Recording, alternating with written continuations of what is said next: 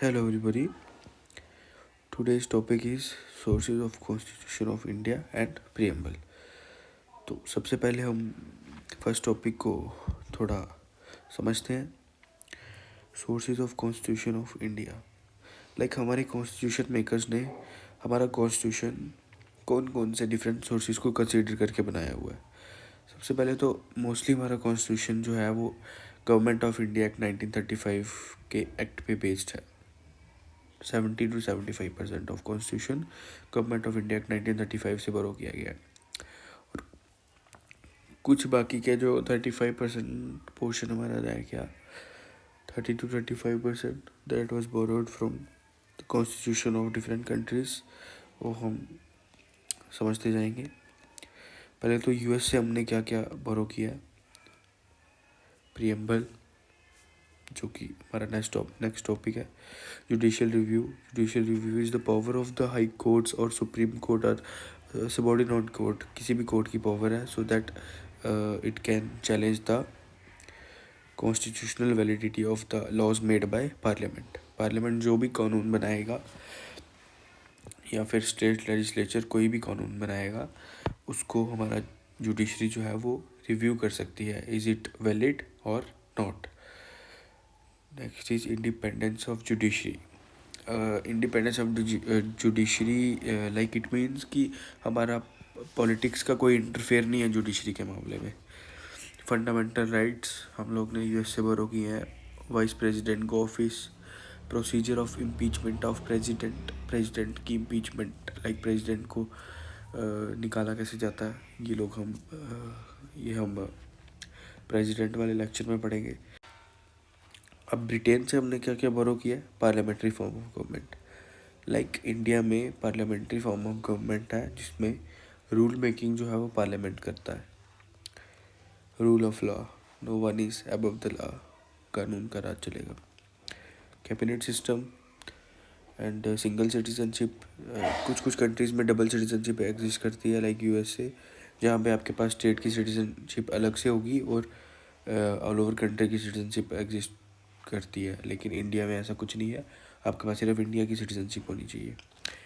By camera legislature, like there are two houses. One is Lok Sabha and Rajya Sabha. Similar with the case of states, state legislature assembly and state legislative council. Law making procedure, parliamentary privileges. Next is from Russia. हमने Russia से क्या क्या बोरो किया है. Fundamental duties अपनी. Ideas of justice in preamble, like हम next part में देखेंगे. Social, economic and political justice. Australia से जॉइंट सीटिंग. अब कुछ बिल जो हैं वो ना ही लोकसभा से पास होंगे ना वो उसको राज्यसभा पास करती है फुल मेजॉरिटी में. तो उससे क्या होता है कि प्रेसिडेंट अपनी चॉइस से एक जॉइंट सीटिंग बिठाता है, फिर वो वापस से जॉइंट सीटिंग में पास होते हैं बिल, जिसमें राज्यसभा और लोकसभा दोनों मिलके बिल को कंसीडर करते हैं वापस. अब कनाडा से हमने क्या क्या बोरो किया है. Federal system with the strong centre. Like India is a federal country with the unitary बायस. इसमें क्या होता है कि जैसे कि इंडिया एक कंट्री है जिसमें 28 स्टेट्स हैं, तो सबके पास अपनी अपनी अलग अलग सी पावर्स है. इसको बोलते हैं वो फेडरल सिस्टम. कि पावर की डिस्ट्रीब्यूशन हुई है अच्छे से.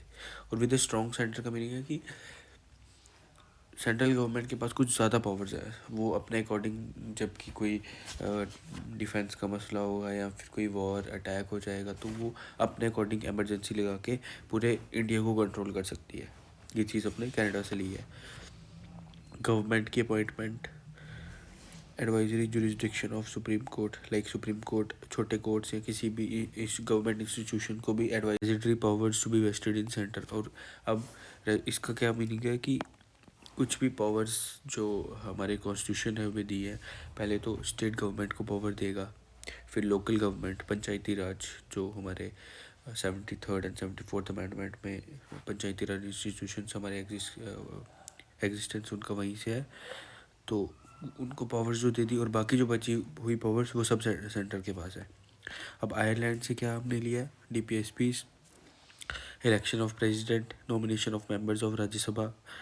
साउथ अफ्रीका से कॉन्स्टिट्यूशनल अमेंडमेंट कैसे करनी है, कोई कॉन्स्टिट्यूशन को चेंज करने के लिए उसको अमेंड करना पड़ता है, तो वो चीज़ हमने साउथ अफ्रीका से ली है।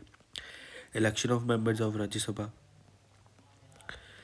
जापान से हमने प्रोसीजर एस्टेब्लिश्ड बाय लॉ लिया है कि हम उसी तरह हमारा जो जुडिशरी फंक्शन करेगी, जिस तरह से एक कानून ने कोई प्रोसीजर बनाया होगा कि लाइक इसको पहले इस कोर्ट में पेश किया जाएगा, देन उसके बाद हायर कोर्ट में पेश किया जाएगा, समथिंग लाइक दैट। अब हमारे इंडियन पॉलिटिकल सिस्टम में सबसे सुप्रीम क्या है? And it is constitution. Emergency related powers जो है वो हमने जर्मनी से बोरो की है। Provision that has been made for the governor to reserve the bill for the consideration of president. अब होता क्या है कि जब स्टेट लेजिस्लेचर जो है वो बिल पास करके गवर्नर को भेजेगा उसके एसेंट के लिए, तो गवर्नर जो है वो कुछ लाइक अगर वो हाई कोर्ट की पावर्स को कुछ भी छेड़खानी कर रहे हो या कुछ भी, तो वो प्रेसिडेंट को रेफ़र कर सकता है उस बिल को। तो ये चीज़ हमने कनाडा से ही ली है। वर्ल्ड का फर्स्ट रिटन कॉन्स्टिट्यूशन क्या है? किसका है? USA का। अब सबसे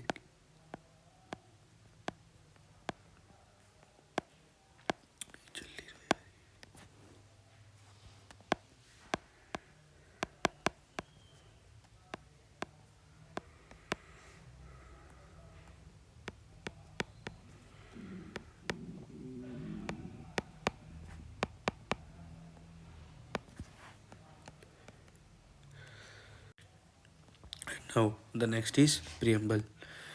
मैंने आपको कल भी बताया था कि preamble was a part of objective resolution, जो कि जवाहरलाल नेहरू ने 1930 में पेश किया था। अब प्रियम्बल जो है it was presented on 13 December 1946 by Jawaharlal Nehru. Adopt कब किया था इसको हमारी कॉन्स्टिट्यूंट असेंबली ने? 22 जनवरी 1947 को। ये दोनों डेट्स याद रखना। अब इसके मेन एलिमेंट्स क्या है? That India is a sovereign country.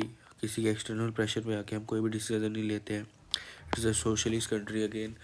कोई भी सेक्शन ऑफ सोसाइटी को यहाँ पे डिसएडवांटेज नहीं होने दिया जाएगा। सेकुलर का मीनिंग तो सब जानते हैं, डेमोक्रेटिक है।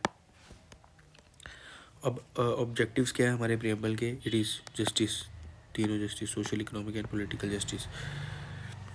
लिबर्टी, ये liberty of thought, expression, faith, belief and worship. आप कुछ भी सोच सकते हो, एक्सप्रेस कर सकते हो कुछ भी। आपका किसी भी साइड पे आपका फेथ है, जिस भी साइड आप बिलीव करते हो, या फिर आप किसी भी चीज़ को वर्शिप कर सकते हो, like secular type. Equality in status and opportunity. अब ये बहुत इम्पोर्टेंट है, हर एक एग्जाम में ये पूछा जाता है कि सोशलिस्ट, सेकुलर और इंटीग्रिटी, ये वर्ड्स जो हैं वो 42nd कॉन्स्टिट्यूशनल अमेंडमेंट में हमारे कॉन्स्टिट्यूशन में इंसर्ट किए गए थे। अब decision of supreme court on preamble, is preamble A part of constitution? तो सबसे पहले तो हमारा बेरूबरी केस हुआ था, जिसमें बोला गया preamble is not a part of constitution. ठीक है। फिर केशवदत्त भारती केस हुआ, इसमें कॉन्स्टिट्यूशन प्रियम्बल को as a part of constitution accept कर दिया। उसके बाद अगेन एक LIC ऑफ इंडिया केस हुआ था 1995 आई थिंक। इसमें भी सुप्रीम कोर्ट ने अगेन ये बोला था कि preamble is a part of constitution. तो अब कुछ इम्पोर्टेंट पॉइंट्स हैं। Heart and soul of constitution, it is preamble. लेकिन अगर ऐसा पूछ लेगा कि भीमराव अम्बेडकर ने किसको heart and soul of Indian constitution बोला है, तो वो है आर्टिकल 32। अब preamble as a political horoscope किसने बोला? के मनुषी ने। और ये as a peace paper it was said by Bhimrao Ambedkar ने। And that's for today. Thank you so much.